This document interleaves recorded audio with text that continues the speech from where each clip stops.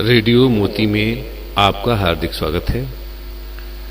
Radio मोती के श्री मोती बीए के निवास स्थान से संचालित हो रहे इस कार्यक्रम में आज आपका मैं अंजुका उपाध्याय मां सरजू के पावन जल से आपका हृदय से अभिनंदन, स्वागत और वंदन मैं करता हूँ। प्रार्थना है आपसे कि इस समय जो कोरोना के संक्रमण का भीषण काल चल रहा है उसमें आप अपने को बचाए रखें और घर में रहें और साहित्य और कला का आनंद लें। हम आपके पास लेके आए हैं कुछ समय के लिए कुछ महत्वपूर्ण कार्यक्रम।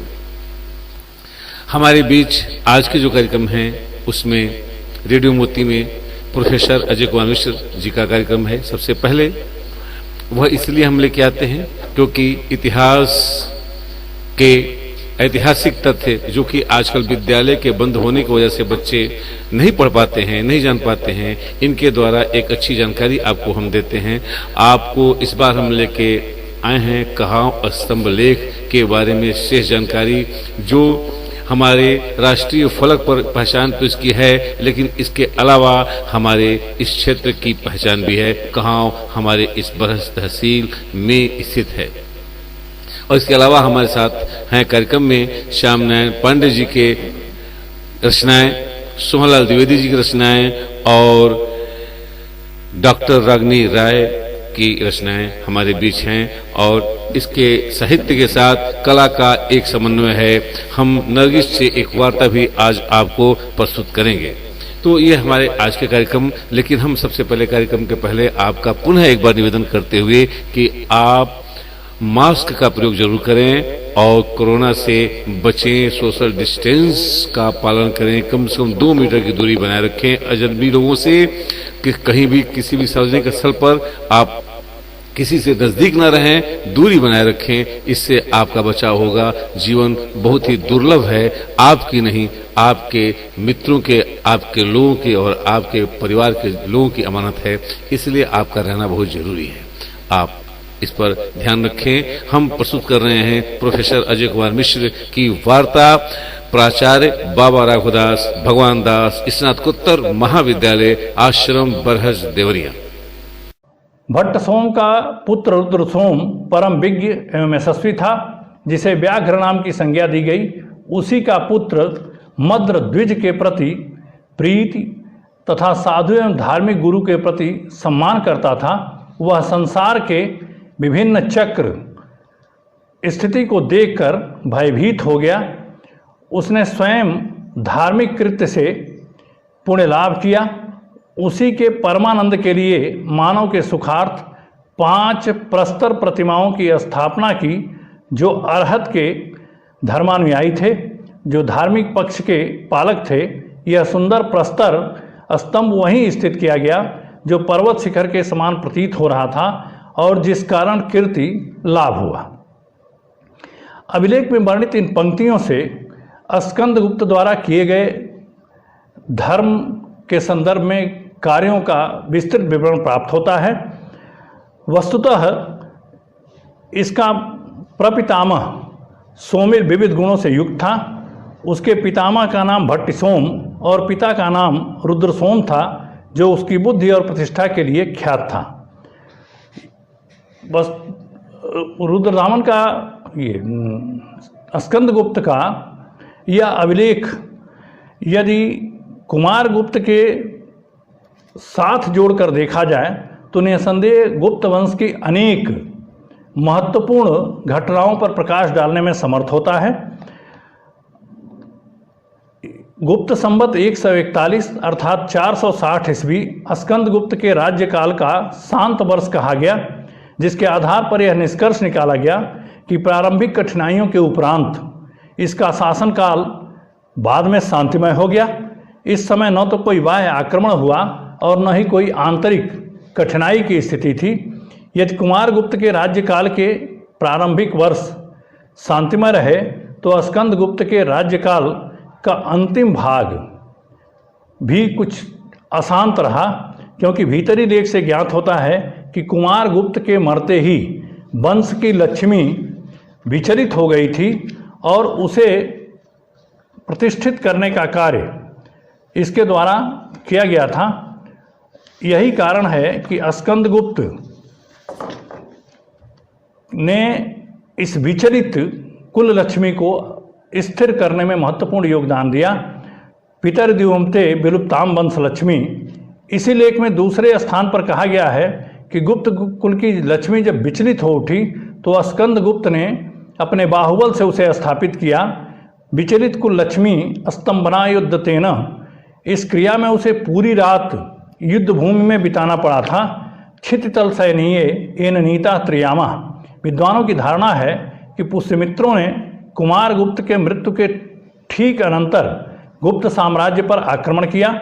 समुदित बलकोशान पुष्यमित्रांश जित्वा छित चरण पीठे स्थापितो वामपाद, मंजुश्री मूलकंप में कहा गया है कि स्कंदगुप्त ने पुष्यमित्रों को परास्त किया।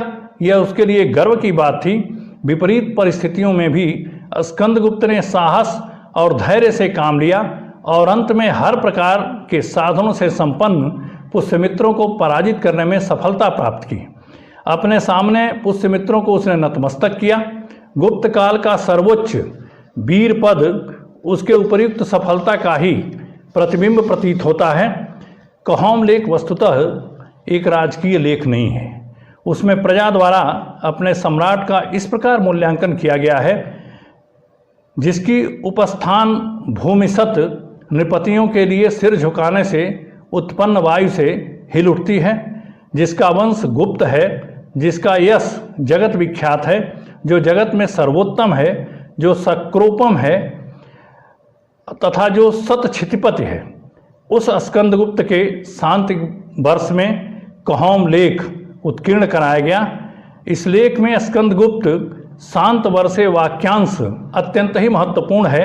दिनेश संसरकार ने यह सुझाव रखा है कि अभिलेखकार के कहने का तात्पर्य यह है कि गुप्त वंश 141 के आसपास स्कंदगुप्त अपनी प्रारंभिक कठिनाइयों पर विजय पाने के उपरांत शांतिपूर्वक शासन कर रहा था। अभिलेख में वर्णित नृपति सतशिरः तथा क्षितय सतपते, ये दोनों ही पदावलियां उन बहुसंख्यक सामंतों की तरफ संकेत करती हैं जो नित्य प्रति राजा के दरबार में आकर सिर झुकाया करते थे। इन पदावलियों में महत्वपूर्ण पद सक्रोपम यानी इंद्र के समान है, जिससे संभवतः उसकी हूण विजय का संकेत मिलता है। चूँकि इंद्र देवताओं के स्वामी हैं और देवताओं के शत्रु असुरों का नाश करने वाले हैं, पृथ्वी पर राजा इंद्र का प्रतिरूप है और इसके द्वारा पराभूत आतताई शक्तियाँ असुरों का प्रतिरूप मानी गई हैं। अतः हूणों पर जो असुरों का प्रतिनिधित्व करते हैं, कुछ ही समय पूर्व मिली विजय के आधार पर अभिलेख में इसे सक्रोपम की उपाधि से संबोधित किया गया है। स्कंदगुप्त की तुलना देवराज इंद्र से की गई है। कौम लेख यद्यपि जैन धर्म से संबंधित है और इसके अनुसार मद्र ने 5 जैन तीर्थंकरों की आस्म मूर्तियों की स्थापना कराई। इन 5 तीर्थंकरों का समीकरण आदिनाथ, शांतिनाथ, नेमिनाथ, पार्श्वनाथ और महावीर के साथ की जाती है। उल्लेखनीय है कि स्तंभ के अधोभाग पर 5 आकृतियां उत्कीर्ण मिलती हैं। ऐसा अनुमान लगाया जाता है कि ये पांचों आकृतियां 5 तीर्थंकरों का प्रतिनिधित्व करती हैं।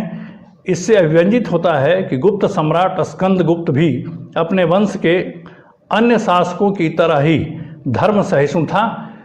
व्यक्तिगत जीवन में उसका धर्म वैष्णव रहा, लेकिन अन्य धर्मों के प्रति भी उसकी धार्मिक उदारता, उसकी धार्मिक सहिष्णुता का द्योतक है कि इसमें 5 जैन तीर्थंकरों की मूर्तियों का उल्लेख किया गया है।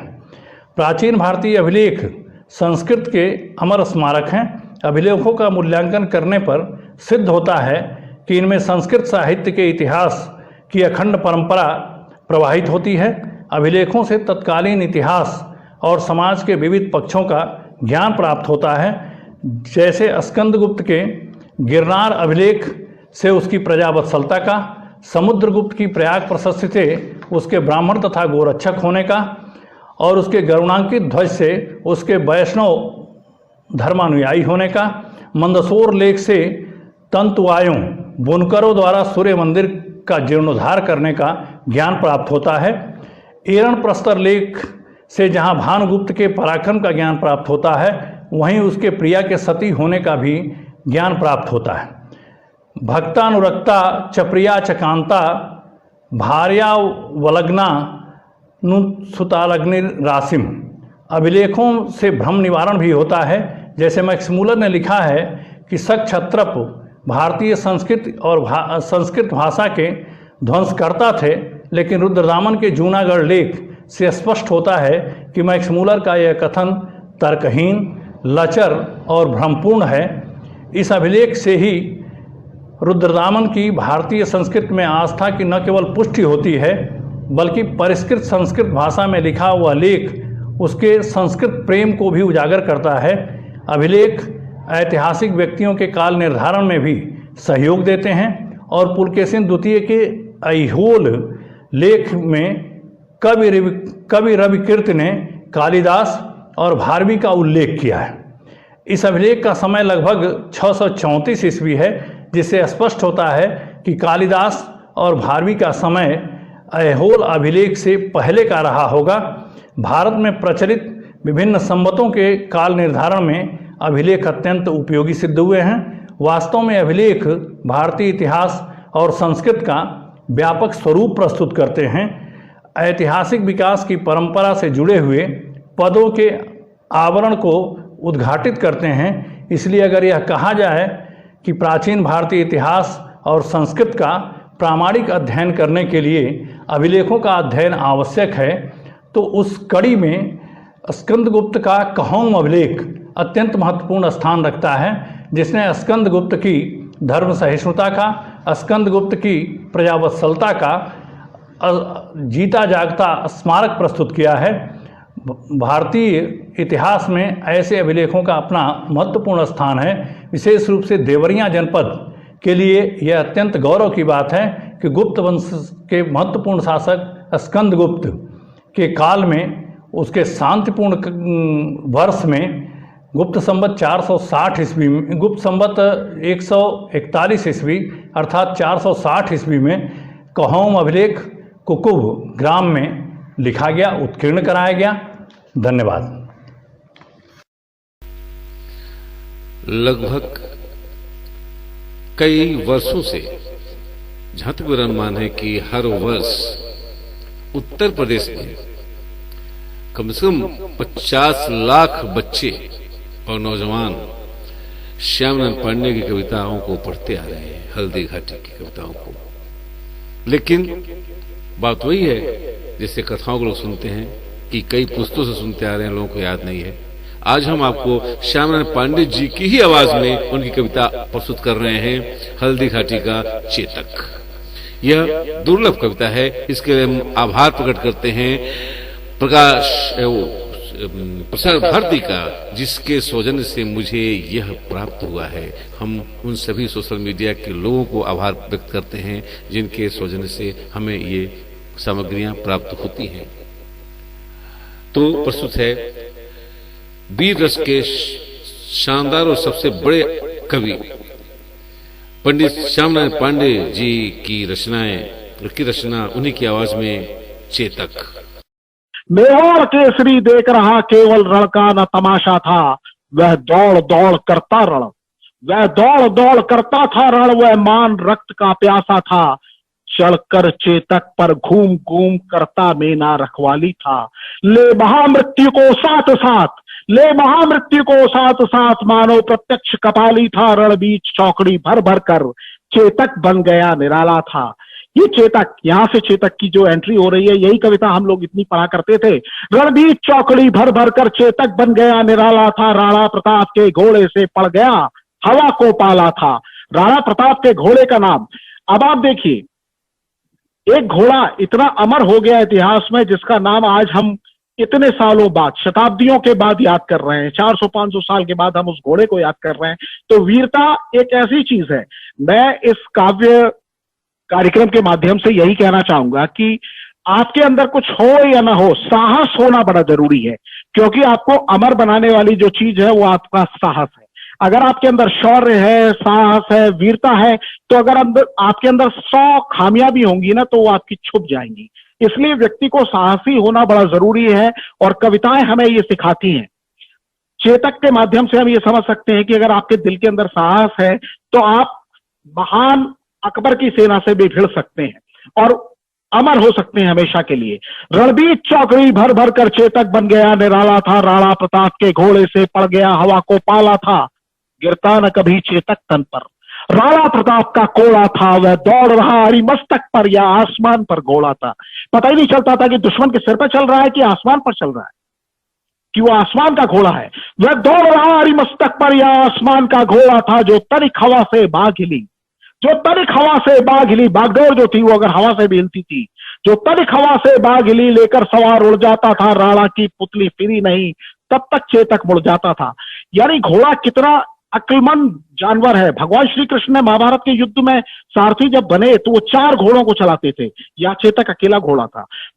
जो कृष्ण भगवान ने अपना सारथत्व दिखाया था, उनकी भी आंखें मुड़ती थी। कृष्ण भगवान को बागडोर थामने की भी जरूरत नहीं थी। वो बागडोर थामते थे तब जब कोई दुश्मन तीर चलाता था और लगता था कि अर्जुन की गर्दन न कट जाए, तो वो केवल घोड़ों की जो लगाम थी उसको दबाते थे और घोड़े घुटनों पर बैठ जाते थे।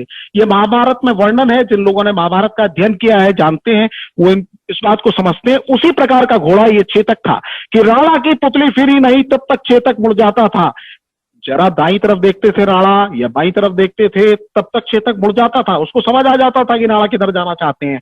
राणा की पुतली फिरी नहीं, तब तक चेतक मुड़ जाता था। कौशल दिखलाया चालों में, उड़ गया भयानक भालों में, निर्भीक गया वह ढालों में, सर पर दौड़ा करवालों में, है यही रहा, है यही रहा, अब यहाँ नहीं वह वहीं रहा वहां नहीं, थी जगह न कोई जहां नहीं, किसरी मस्तक पर कहा नहीं। बढ़ते नत्सा वह लहर गया, वह गया गया फिर ठहर गया, विकराल वज्र में बादल सा, अर की सेना पर गहर गया, भाला गिरा गिरा निशंग, भाला गिर गया गिरा निशंग, है टापों से खगिन गया अंग, बैरी समाज रह गया दंग, घोड़े का ऐसा देख रंग। जब घोड़ा ऐसा कर रहा हो तो घोड़े पर जो सवार बैठा है 7 फुट 5 इंच का महाराणा प्रताप, उसके बारे में तो आप सोच ही सकते हैं। चर्चे तक पर तलवार उठा रखता भूतल पानी को, राणा प्रताप सिर काट काट, राणा प्रताप सिर काट काट करता सफल जवानी को, कल कल बहती थी रणगंगा, अरिदल को डूब नहाने को, तलवार वीर की नाव बनी, चटपट उस पार लगाने को, वैरी दल को ललकार गिरी, वह नागिन सी फुफकार गिरी, था शोर मौत से बचो बचो, था शोर मौत से बचो बचो, तलवार गिरी तलवार गिरी, पैदल से है दल गजदल में, पैदल से है दल गजदल में, छिप छिप कर वह विकल गई, छड़ कहाँ गई पता न फिर, छड़ कहाँ गई कुछ पता न फिर, देखो चमचम में निकल गई, छड़ इधर गई छड़ उधर गई, छड़ चढ़ी बाढ़ सी उतर गई, था प्रलय चमकती जिधर गई, क्षण शोर हो गया किधर गई, क्या अजब विशैली नागिन थी जिसने डरने में, जिसके डसने में लहर नहीं, उतरी तन से मिट गए वीर, फैला शरीर में जहर नहीं, थी छुरी कहीं तलवार कहीं, वो बर्छी सी असिखरदार कहीं, वह आग कहीं अंगार कहीं, बिजली थी कटार कहीं, लहराती थी सिर काट काट, बल खाती थी धू पाट पाट, बिखराती अवयव बाट बाट, तनती थी लोहू चाट चाट, सेना नायक राणा के भी रण देख देख कर चाह भरे, मेवाड़ सिपाही लड़ते थे दूने तिगने उत्साह भरे, क्षण मार दिया कोड़े से रण किया उतर कर घोड़े से, क्षण मार दिया कोड़े से रण किया उतर कर घोड़े से, राणा रण कौशल दिखा दिया चढ़ गया उतर कर घोड़े से। तो वो जो युद्ध था उसका वर्णन हम सभी ने पढ़ा।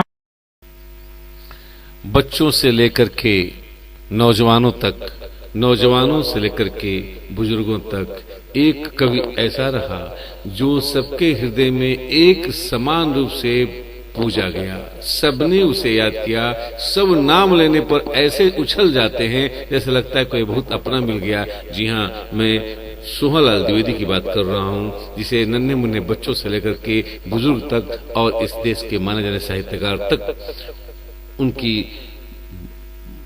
उनका सम्मान करते हैं, उन्हें मानते हैं, उनका जानते हैं कि यह एक दुर्लभ कवि रहे हैं आज के जमाने में। अब तो वो है नहीं, लेकिन सोहनलाल द्विवेदी जी की कविताओं को लगभग सबने पढ़ा है बचपन में।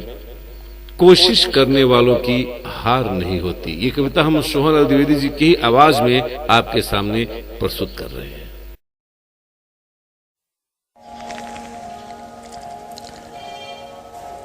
लहरों से डर कर नौका पार नहीं होती, कोशिश करने वालों की हार नहीं होती, कोशिश करने वालों की हार नहीं होती।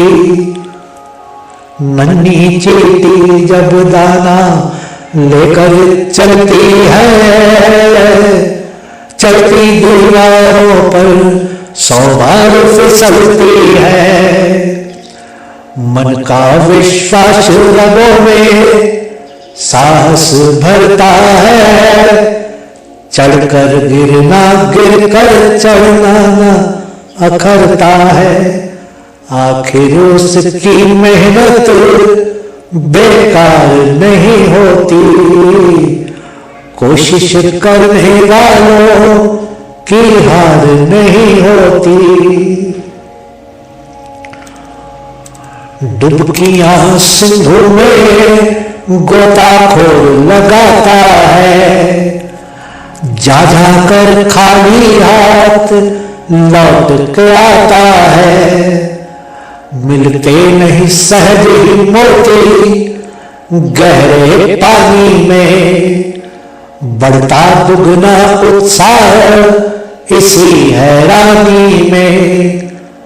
मुट्ठी उसकी खाली हर बार नहीं होती, कोशिश करने वालों की हार नहीं होती। असफलता एक चुनौती है, स्वीकार करो। क्या कमी रह गई देखो सुधार करो। जब तक न सफल हो नींद चैन को त्यागो तुम, संघर्ष का मैदान छोड़ मत भागो तुम। कुछ किए बिना ही जय जयकार नहीं होती, कोशिश करने वालों की हार नहीं होती, कोशिश करने वालों की हार नहीं होती।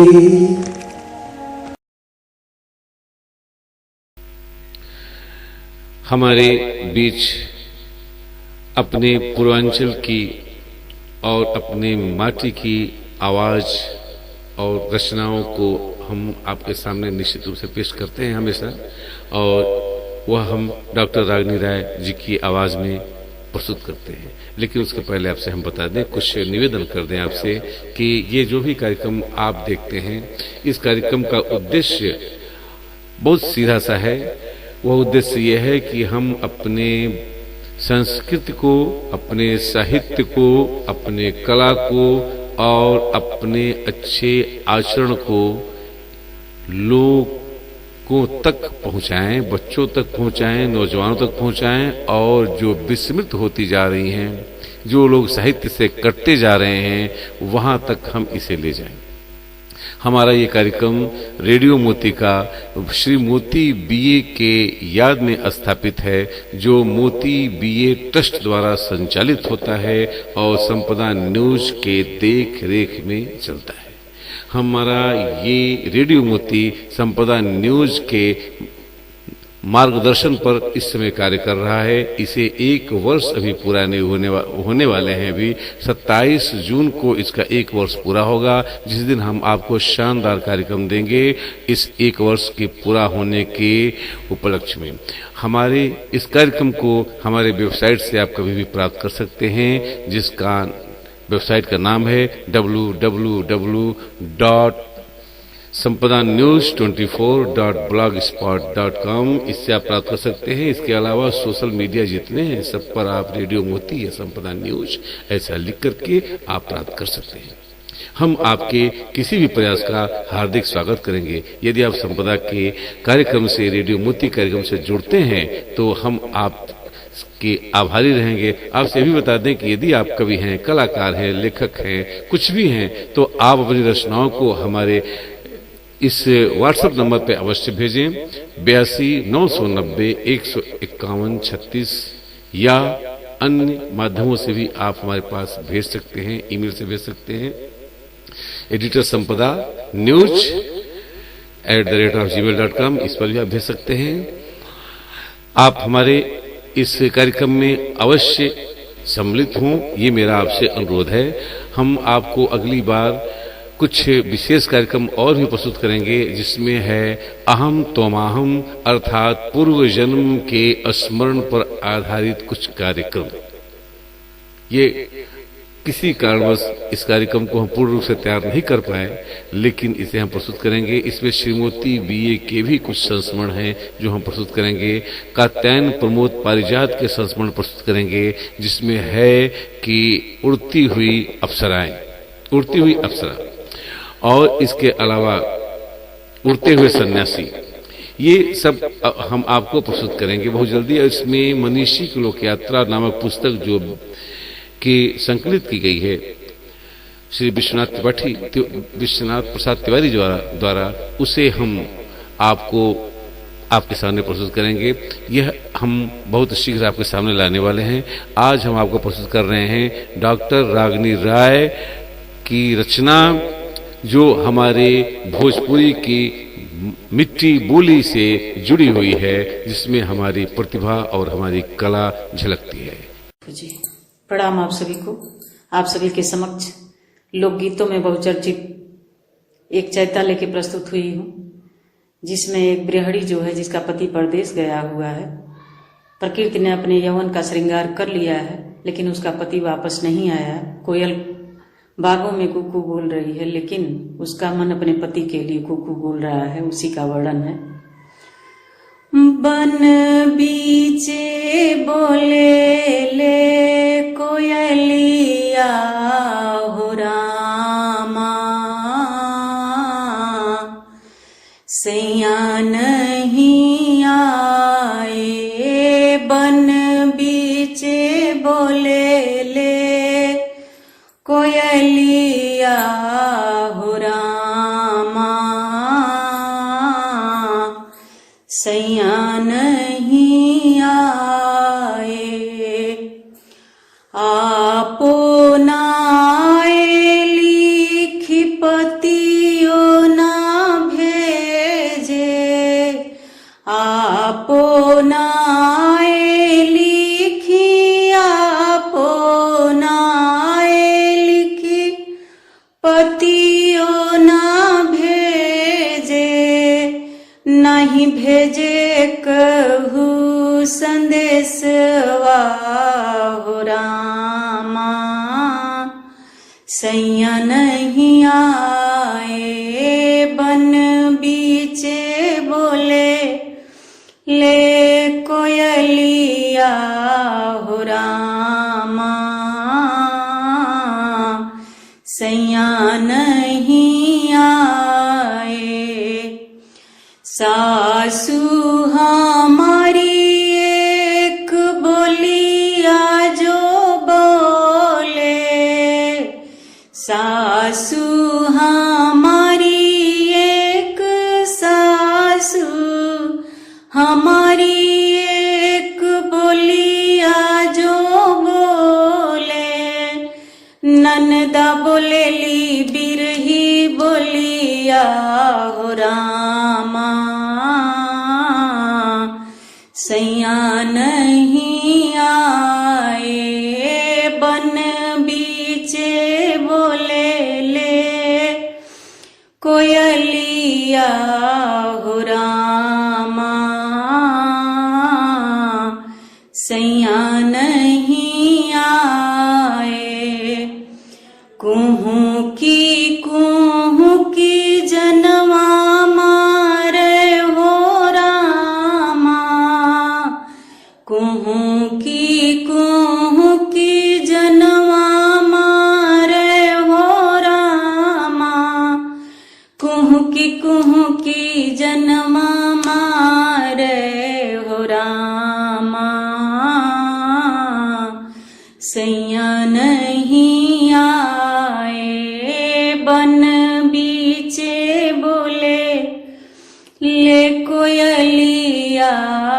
रामा सैया नहीं आए, बन बीचे बोले ले कोयलिया हो रामा सैया नहीं आए। धन्यवाद। हमारे बीच एक नाम आज हम फिल्म से जुड़ रहे हैं। वैसे कहना फिल्म इस नाम के साथ जाती होगी, क्योंकि यह नाम सिर्फ फिल्म के लिए नहीं है। मानवता के धरातल पर यदि देखिए तो माँ के आदर्श के रूप में इन्होंने जो किया वह बहुत ही दुर्लभ है। आपसे बता दें, मैं नरगिस की बात कर रहा हूं। नरगिस बीमार जब पड़ी तो लगभग 1 वर्ष से अधिक समय तक कोमा में रही। जब होश आया तो सबसे पहले उन्होंने अपने बेटे के बारे में पूछा। सही बात यह है कि अपने बेटे को लेकर काफी चिंतित रहती थी। नरगिस जी एक ऐसी प्रतिभा है कि उन्होंने जब जब किसी फिल्म में काम किया वह फिल्म सफलता की बुलंदियों को प्राप्त किया। इतना ही नहीं, नरगिस का एक शौक था कि यह एक ऐसे हॉस्पिटल का निर्माण कराएं जिसमें कैंसर का इलाज हो और कम से कम पैसे में हो या निःशुल्क हो। और इनके प्रयास को सुनील दत्त जी ने सार्थक किया। नरगिस जी कैंसर से मरी थी, लेकिन एक हॉस्पिटल इनके नाम पर स्थापित हुआ। शायद आज वही टाटा मेमोरियल के नाम से बहुत बड़ा हॉस्पिटल बॉम्बे में दिखाई पड़ता है। डिटेल तो मैं नहीं जानता, लेकिन इतना जानते हैं कि इस हॉस्पिटल को बनाने के लिए सुनील दत्त जी ने अपनी सारी पूंजी और सारी शक्ति लगा दी थी। ऐसे लोग जो इस धरती पर पैदा होते हैं वो महान होते हैं। नरगिस जी को कई स्थानों पर चुना गया, लेकिन उन्होंने सिर्फ समाज सेवा का कार्य किया। आज प्रस्तुत है महान कलाकार अभिनेत्री नरगिस जी से संपदा के कार्यालय में यह एक वार्ता की रिकॉर्डिंग। यह हम प्रसार भारती से सधन्यवाद प्राप्त किए हैं। इसके लिए हम आपको इसके आभारी हैं।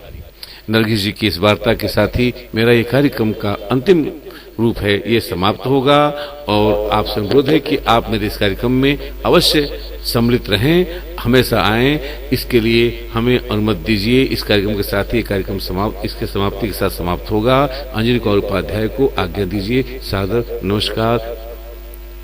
जय हिंद, जय भारत। सबसे पहले फिल्मों में कदम रखा मैंने 1942 में। उस वक्त मैं स्कूल में पढ़ा करती थी और लेट महबूब खान जी, वो हमारे बहुत ही नजदीकी दोस्त थे। मैं उन्हें भाई समझती थी, मानती थी और बहुत बेइंतहा मोहब्बत करती थी। वो भी मुझे बहुत प्यार करते थे। उस दौरान में मेरी उम्र सिर्फ 14 साल की थी और इत्तेफाक की बात है कि उन्हें एक नई लड़की की जरूरत थी। मुझे फिल्मों में काम करने का शौक बिल्कुल नहीं था। हालांकि बचपन में मैंने काम किया था अपनी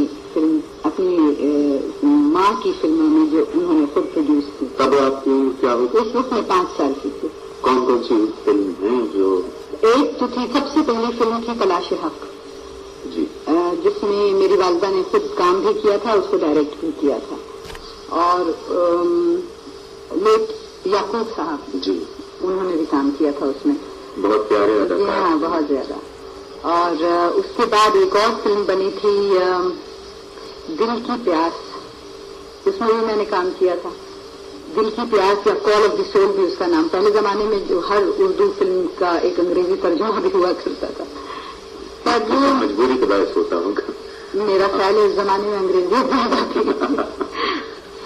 खैर, इन 2 फिल्मों में काम मैंने वैसे बचपन में 2-3 फिल्मों में काम किया है, लेकिन तीसरी फिल्म का नाम मुझे के बाद एक गैप आया और मैंने फिल्मों में काम करना बंद कर दिया। स्कूल ज्वाइन किया और दोबारा मौका मिला। हालांकि फिल्में दुनिया से तो बचपन से ही ताल्लुक रहा है मेरा, लेकिन मेरी वालिदा ने और मेरे वालिद ने कोशिश ये की कि उस दौरान में जहां तक मेरी तालीम हो रही हो मैं फिल्मी दुनिया से जरा अलग रहूं। खैर, मैं सिने कैम्ब्रिज में पढ़ रही थी। इन दिनों महबूब साहब को एक नई लड़की की तलाश थी, जैसा कि मैंने पहले आपसे कहा। उन्होंने मेरी वालदा से जिक्र किया। मेरी वालदा ने कहा भाई मेरी लड़की पे मुनहसिर है जब वो काम करना चाहे, और मैं बिल्कुल नहीं पसंद करती थी कि मैं फिल्मों में आऊं। मैं चाहती थी कि मैं डॉक्टर बनूं, क्योंकि उस जमाने में फिल्मों की एक अजीब सी हवा थी। लोग अच्छे घरों की लड़कियों को पसंद नहीं करते थे कि वो फिल्मों में आए, और न मालूम क्यों। और जो भी लड़कियां फिल्मों में थी उनसे किनारा कश कर रखते थे, और उनकी कोई सोसाइटी में जगह नहीं थी। खैर ये सब सोचते समझते मुझे कुछ अजीब सा लगा कि मैं फिल्मों में क्यों आऊं। इत्तेफाक की बात हुई कि महबूब साहब ने कहा कि भाई तुम फिल्में देखने का तो मुझे भी शौक था। मेरे भी कुछ पसंदीदा आर्टिस्ट थे, जैसे कि लेट मोतीलाल जिनके साथ मैंने काम किया, वो उन्होंने भी मुझे बचपन से देखा था और मैं बहुत उन्हें पसंद करती थी। तो महबूब साहब ने मुझसे जिक्र किया कि मोतीलाल की शूटिंग हो रही है, अगर तुम देखना चाहो तो आ जाओ, और अगर तुम अपनी आवाज सुनना चाहती हो तो हम तुम्हें अपनी आवाज भी सुना देंगे, और अपने आप को भी देखना चाहती हो चलती फिरती फिल्म में तो वो भी दिखा देंगे। और इसके पीछे एक बहुत बड़ा प्लान था, वो मुझे मालूम नहीं था। अच्छी तरह से याद है कि जुमे का दिन था, क्योंकि शनिचर और एतवार को हमारे स्कूल में छुट्टियां हुआ करती थी। महबूब साहब ने मुझे मिसेज महबूब सरदार अख्तर के पास भेज दिया और उनसे कुछ कह दिया। उन्होंने मुझे तैयार करना शुरू किया। कुछ तो मेरे थोड़े से आईब्रोज प्लग किए, उससे मुझे जरा दहशत सी हुई, डर भी लगा। मैंने कहा मुझे मंडे को स्कूल जाना है और मेरी तो प्रिंसिपल बहुत नाराज होंगी।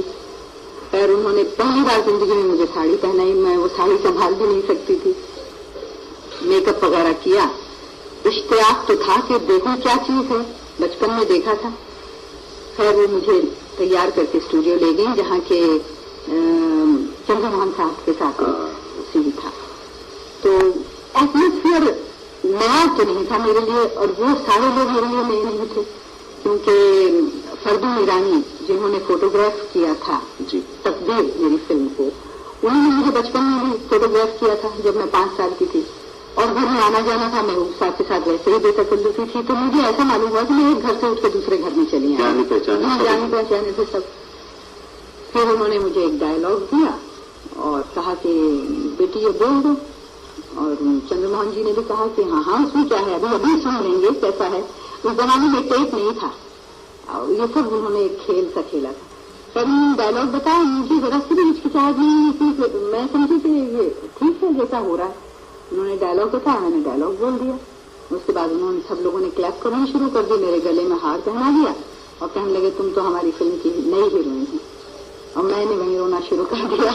फैसला आपको इतना हाँ, मुझे मजेदार गुजरा। और मैंने कहा कि मैं तो फिल्मों में काम नहीं करना चाहती थी, कि मेरे सामने एक नक्शा खिंच गया कि मुझे स्कूल में मेरी कोई दोस्त नहीं रहेगी, मुझसे कोई बात नहीं करेगा, और मेरी जो ख्वाहिशात थी कि मैं एक डॉक्टर बनूं, क्योंकि मेरे वालिद डॉक्टर थे जिन्होंने अपनी प्रैक्टिस अधूरी छोड़ दी थी, तो उसको एक पूरा करने की तमन्ना मेरे दिल में थी। तो खैर उन्होंने कहा कि भाई अगर तुम नहीं करना चाहती हो तो ना करो, लेकिन अगर तुमने नहीं किया तो हमें लाखों रुपए का नुकसान हो जाएगा। उस वक्त तक मुझे बिल्कुल नहीं मालूम था कि 1 मिनट का शॉट मुश्किल से 1.5 रुपए का